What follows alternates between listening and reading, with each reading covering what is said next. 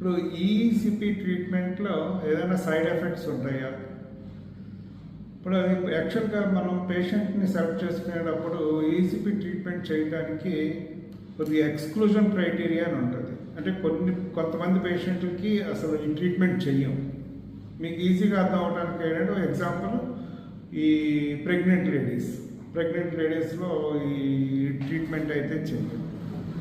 ఇప్పుడు మిగతా కేసుల్లో సెలెక్టెడ్ కేసుల్లో ఏమన్నా ప్రాబ్లం వస్తుందా అంటే మహా అయితే ఓల్డ్ పీపుల్లో ఏమవుతుందంటే ఈ సబ్క్యూటేనియస్ ఫ్యాట్, దీని కింద ఉన్న సబ్క్యూటేనియస్ ఫ్యాట్ అండి. ఈ సబ్క్యూటేనియస్ ఫ్యాట్ ఎవరికైతే తక్కువ ఉంటుందో ఓల్డ్ పీపుల్ యూజువల్గా స్కిన్ అలా ఫోల్డ్ అయి ఉంటుంది. ఇప్పుడు వీళ్ళకి కొద్దిగా స్కిన్ ర్యాష్ వచ్చే పాసిబిలిటీ ఉంటుంది.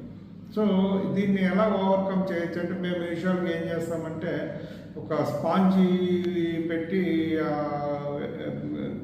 కాళ్ళకి స్పాంజీ పెట్టి ట్రీట్మెంట్ చేస్తుంటాం. లేదా తర్వాత ఇంకొక అడ్వైజ్ ఏంటంటే వాళ్ళు స్నానం చేసిన తర్వాత కొద్దిగా ఆయిల్ అది అప్లై చేసుకోమంటాం. ఇప్పుడు ఇట్లా చేసుకోవడం వల్ల ఏమవుతుందంటే ట్రీట్మెంట్ జరిగేటప్పుడు కూడా అది స్లిప్పరీగా వెళ్ళేటప్పటికి ఆ ర్యాష్ రాకుండా ఉండడానికి అవకాశం ఉంటుంది.